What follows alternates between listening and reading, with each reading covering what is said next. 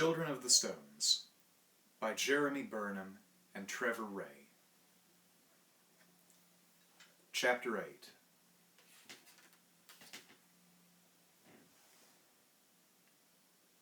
Back at the cottage, Lyle stared out into the street, trying to spot the flaws in Margaret's line of crazy reasoning.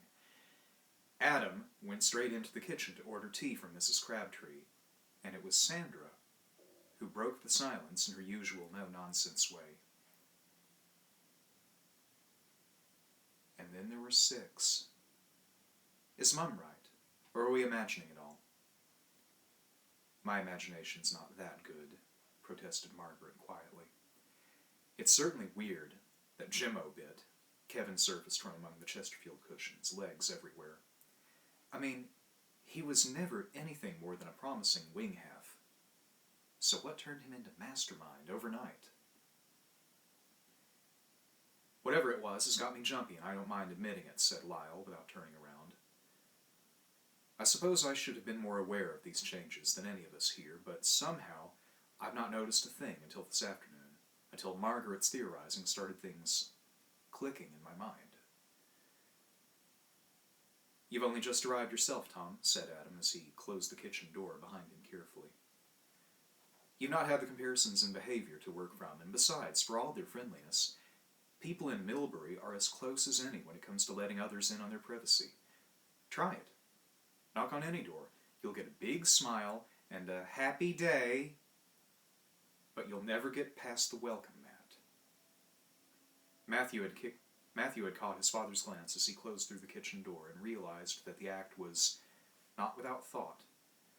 Once or twice, Matthew had fancied that deaf as a post, Mrs. Happy Day Crabtree heard rather more than she pretended, coupled with his initial dislike and the fact that she had been part of the circle around Hendrick's house. His father's growing caution caused him no surprise at all. Lyle pulled a chair toward the table. Let's keep things in perspective. It's not as if we were being killed off one by one. What are we frightened of? What is this disease we're so afraid of catching? Adam was firm. Happy Day-itis.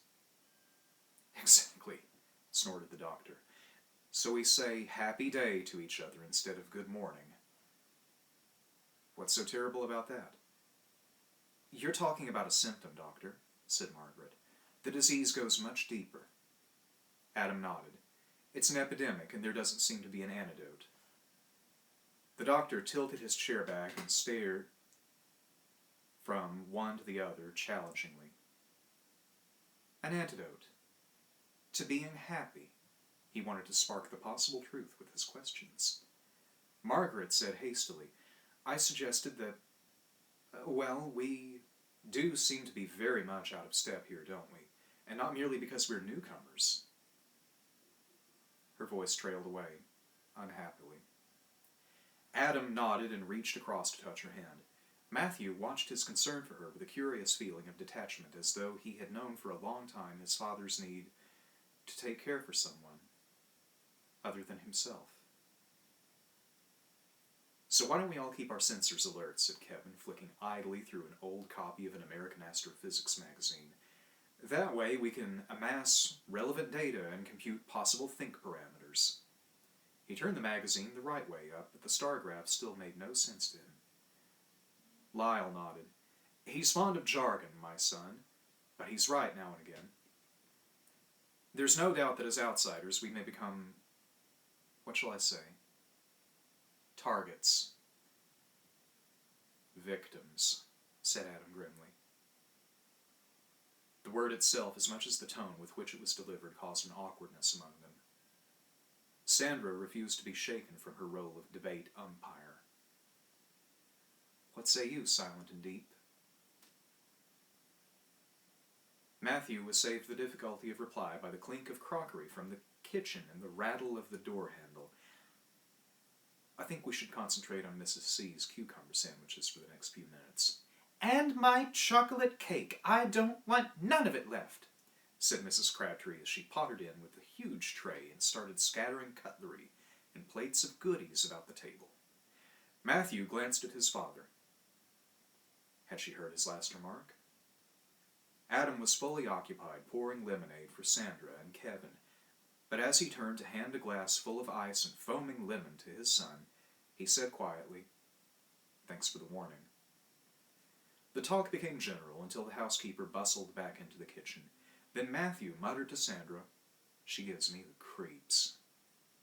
"Me too," she agreed. "She gives me chocolate cake," said Kevin, eyeing it hungrily over the edge of a fast-disappearing sandwich. Lyle took up the old refrain. "What in fact do we know for sure?" He looked around the table, but nobody seemed to want to start the ball rolling again. Matthew launched himself into the gap. "Nothing is what we know, apart from the fact that families seem to change together. I mean, Jimmo and his father. Whatever happened to them at the same time." The silence developed. Adam coughed. "It's almost as if..." He shrugged the thought away, but Margaret prompted him to continue. He smiled and said, "No, it's too ridiculous." She took up his theme. "As if it were all planned." They all tried to avoid each other's eyes, but Lyle stuck to his probing, questioning skepticism. Planned. No proof, just emotional reaction to unspecified data. Planned by whom? Matthew blurted out. "Or by what?" Adam whistled softly and looked around the puzzled, subdued group of friends. "That is a can of beans." Margaret nodded. "And until it's fully open, I suggest we keep in close touch. As Kevin has suggested, go around with your eyes open and pool our information." The suggestion was met with a total silence of acceptance. Margaret went on, "But don't let's forget we're not the only outsiders in the village. There's Di. Perhaps it would be a good idea if we had another try at getting hold of that disc of his." "And what about Hendricks?" said the doctor as he shrugged himself into his coat. "He's another who seems unaffected by the phenomena. Matter of fact, he's invited Kevin and me to dinner this evening." Matthew thought for a moment. "I know why Di's important. I know why Di's immune. Because he lives at the sanctuary. He says he's safe there. And Hendrick's house is at the center of the Lee line grid," said Margaret. "Perhaps they give him the same sort of protection." Adam turned to Lyle. "If you've been summoned to the presence, Doctor, you'll be able to do a little detective work." "Afraid not. I had to turn him down." Adam looked surprised. "Pity," said the doctor. "I want to take a look over that house, but tonight I'm off to Melsham to see an old patient of mine. She doesn't trust her new doctor and wants me to give her a checkup. So instead of dinner at Highfield House, I have a 30-mile drive ahead of me." Adam suggested that next time Lyle was invited to Hendrick's house, he shouldn't let anything, not even a patient, stand in his way. "We need all the information we can get," murmured Margaret. The doctor agreed. Actually, he seemed rather pleased at the chance to get out of the village. He explained, "It's the fact that somebody needs me. Apart from Matthew's knock on the head, I've had practically nothing to exercise me since I came. This village is too healthy for my liking." Moments after they had gone, Matthew saw Lyle's gloves on the back of the wing chair. He grabbed them and started for the door. A searing pain shot through his body, and his hand felt the gloves writhe and move of their own volition. The pain became a sound, more beautiful than anything he had ever heard, not music, but pure sound. The sound became light, and through the sweet, aching brilliance came the figures of the doctor, Margaret, Sandra, and Kevin, talking past the church toward the museum. Some part of Matthew's mind struggled against the impossibility of the vision, and almost against his will, the figures faded. leaving an emptiness and a sense of loss which he had never felt before. The gloves leaped from his hand and fell on the table. Matthew stared down at them. He stretched out his hand tentatively and touched the worn black leather. His hand began to shake, uncontrollably. The pain began again. Adam's voice came through the pain, quiet and conversational. The gloves became gloves. Matthew felt absolute reality return, again with that feeling of void and regret, as though he had experienced a greater reality. His mind reeled. "Are those Lyle's? Drop them into him on the way to school tomorrow, would you?" Matthew waited, giving himself time to recover.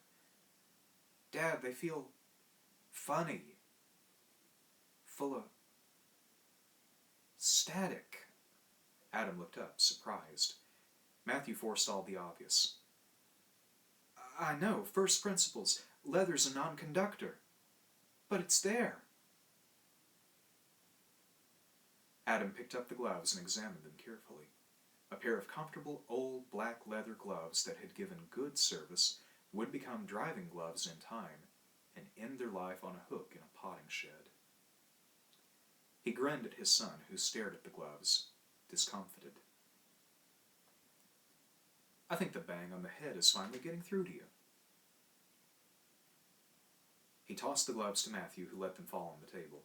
One fell with the wrist opening, gaping toward him, and despite himself, Matthew felt compelled to slip his hand inside the warm, lined interior and wriggle his fingers into a comfortable fit. Instantly, his fist spasmed shut and shot up, clenched in front of his face. He felt physically stretched, mentally winded, as the old remembered pain seared into his other consciousness. Adam spun as he heard the breath go from Matthew's body. Matthew gasped for air, drowning in his vision. Again, a wave of pain, sound, turning to light. "I can see. I can see." Adam tried not to panic at the tone of his son's voice, the tight flatness of his shallow breathing, and the unflickering stare of his eyes. The boy knew that it was important in some way that he should make his father understand, that all this was happening for some good reason. But that was in another time or place. At this moment, all that was real was the vision of Dr. Lyle getting into his car and driving out of the village. "He's pleased to be leaving. I'm inside his head. I'm part of his mind." The car gathered pace as it approached the avenue at the edge of the circle. The stones sped past. The great earthwork drew close. The gap where the road passed through, flanked by the two great sentinel sarsens at the beginning of the avenue, approached fast. Matthew felt Lyle panic. The road was gone. The light was black now, the sound a groan, the pain a wound across the mind. "Something's blocking the way." Matthew's voice faded. "I'm tired. It's gone." Matthew surfaced slowly in his father's arms. Adam stared down into the white hurt of his son's experience and asked fiercely, "Was all that for real? Did you see all that happened?" Matthew was slow, like coming from sleep. Adam insisted. "You saw that." Matthew smiled wanly, then closed his eyes, aching for rest. "I saw it." Margaret placed the tracing of the clay disc on the glass top of the display cabinet, immediately over the mounted remains of the disc found beside the barber surgeon's body. She moved the paper about until the solar serpent designs almost coincided. Adam finished his tale. "Psychometry," said Margaret thoughtfully. The ability to tune into the vibrations of inanimate objects, to receive feelings, ideas, and messages from them. You know about it? It's nothing new. Adam sounded as worried as before. Margaret smiled at his confusion. Gently, she explains, his psychic awareness is probably developing, along with his sensitivity. It's not uncommon for people of Matthew's age to discover some sort of paranormal power. So it's not simply an hallucination? Adam shook his head. That's almost more frightening. Worrying, certainly. Margaret thought for a moment, then took down a book from a shelf. She consulted the index and flipped through the pages to the chapter she was looking for. Adam watched her rifling through the book. A psychometric Bible. He smiled. Something like that. Margaret handed him the opened book to read for himself. Anna McCarthy is an eminent woman in her own field, not an apparent nutter. But when people start dabbling on the fringes of psychic phenomena, they seem to lose much of their objectivity. She was in here only a week or so ago, and I sold Biddy until she started on about the circle and her communications with the ancients who built it. Adam read on. Turning a page, he glanced at a photograph of Miss McCarthy, eyes staring into the future, touching a burial urn with her fingertips, and ecstatically contemplating the past. He snapped the book shut. Now I am worried, he said. Matt has always been so sensible. Where did this lunatic ability come from? And why? He simply picked up a pair of gloves and freaked out. I know he's imaginative, but he's never pulled a stunt like that before. Tests have been carried out under controlled conditions, and while the results are confused and open to more than one interpretation, stunt is not the word I would apply if Matthew really experienced what you told me. Margaret replaced the book on the shelf. Matt experienced something. Something beyond his normal appreciation of events, that's for sure. Whether it was a psychometric moment or not remains to be seen. We can check if Lyle did what Matthew says he did. She left the rest in the air. Adam's fingers played a tattoo on the glass case. Frightening, he said. Only one thing frightens me, said Margaret. Suppose it all happened just as Matt described. Adam jiggled the tracing paper, trying to improve on Margaret's positioning of it over the fragments of the clay disc. Margaret murmured, the design on the clay amulet belonging to Di. The children made a tracing of it, while still thinking of the problems thrown up by Matthew's psychic tricks. Remember the poor old barber surgeon? The one who was crushed to death by the falling sarsen. Adam suddenly realized that the pace of events was snowballing, fast. Margaret lifted the glass case and took out the mounted fragments of the clay disc. These bits were found by his body.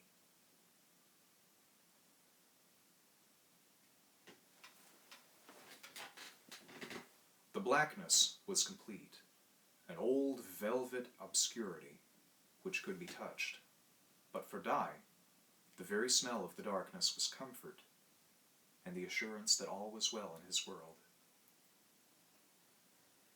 The spark exploded, and the match was immediately cupped and coaxed with minor blasphemies flaring into life, catching the bright gleam of the old hermit's eye. The dried bracken crackled and spat, the twigs twisted and charred. A woodlouse hurried blindly from beneath the bark of a rotten log, and Di's supper was underway. The shadow of the pot danced along the walls, the flames coloring the dim niches of stone with green and orange, the only light they had ever seen. Di warmed his body at the fire and sniffed appreciatively at the mess within the pot. something missing yet. He reached up into the darkness and delicately dragged some wild garlic out of a drying bunch. He crushed the herb between horny fingers and tossed it into the pot, wiped his fingertips on his top lip, breathing in the promise of food, the smells of life.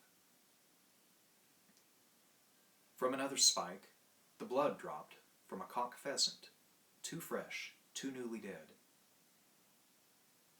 "Another day? Another chew?" muttered the old reprobate. Savoring the gamey thought, he smiled his frayed, brown-toothed smile, and his rheumy fox eyes cracked down to the merest slits as he saw the worn bone toys lying beside his sleeping nest of tattered blankets. The bones of a rabbit, handled and worn smooth with affection. They ruled his actions.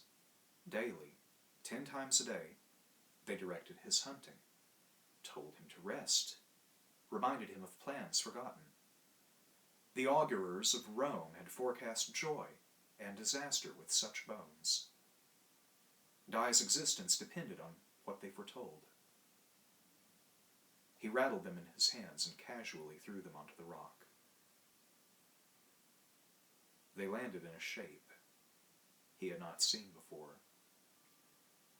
"Never the same? Never the same." He squatted over them and the fire flared for him to see their meaning. The pattern they made was not immediately obvious, but the shock, as realization came, was all the more for that reason. Dai felt the chill begin at the base of his spine.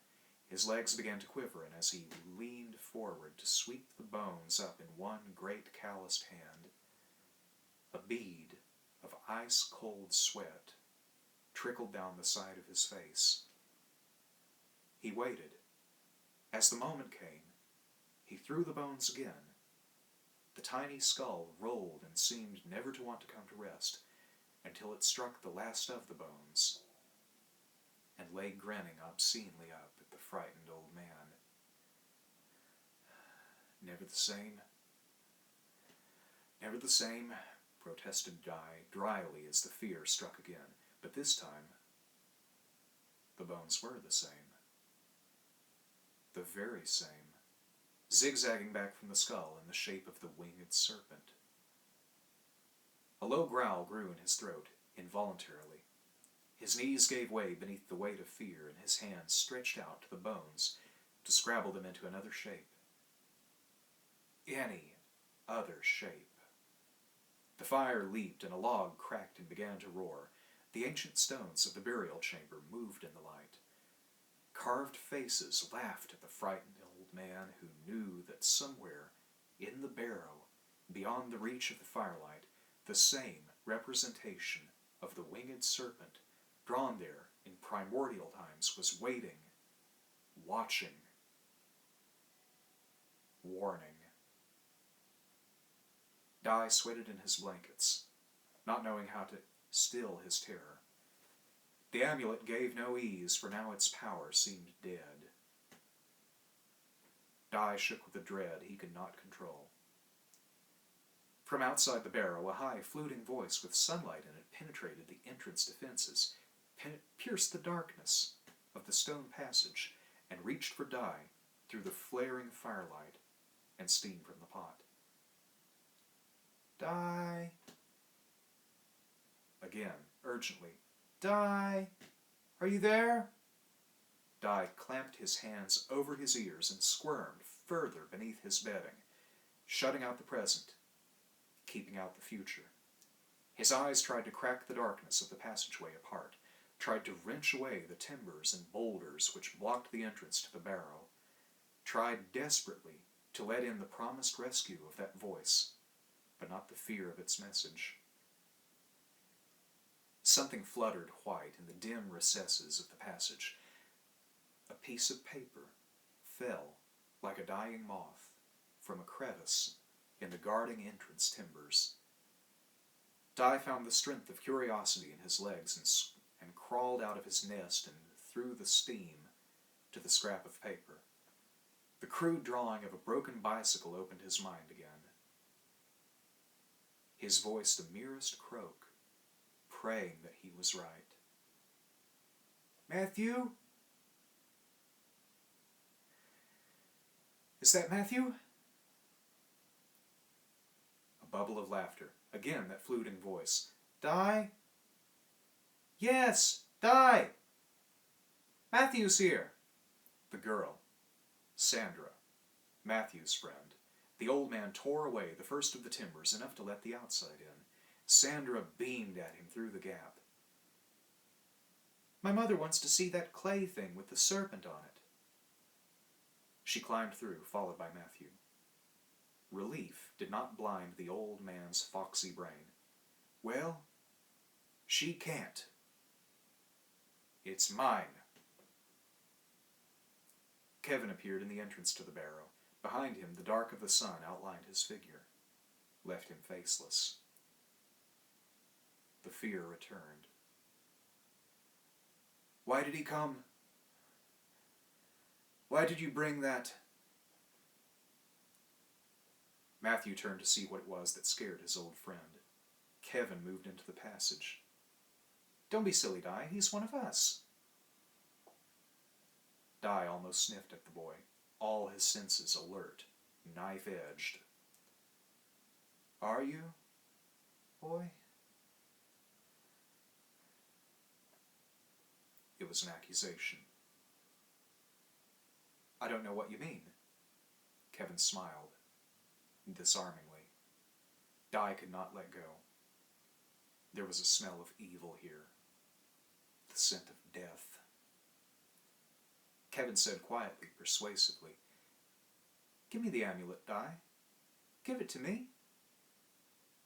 The poacher drew away from the young into the shadows, pressed himself into the rock of the passage wall, and plunged his hand protectively into the pocket containing the amulet. You'd like that, wouldn't you? You'd like me to go unprotected? He wheezed, short of breath, cold fear gripping again. Never. It came to me. It's mine.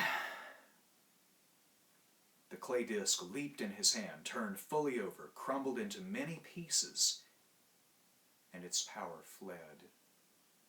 Di drew the pieces disbelievingly from his pocket and stared down at them. Lying in his hand, from deep inside himself, a feeling arose and uttered itself as a primitive cry of despair. Staggering, stumbling, he moved along the wall, past the ancient carving of the winged serpent, out of the barrow, out of the sanctuary, into the day and oblivion. Matthew and Sandra broke after him, leaving behind Kevin, smiling his happy smile.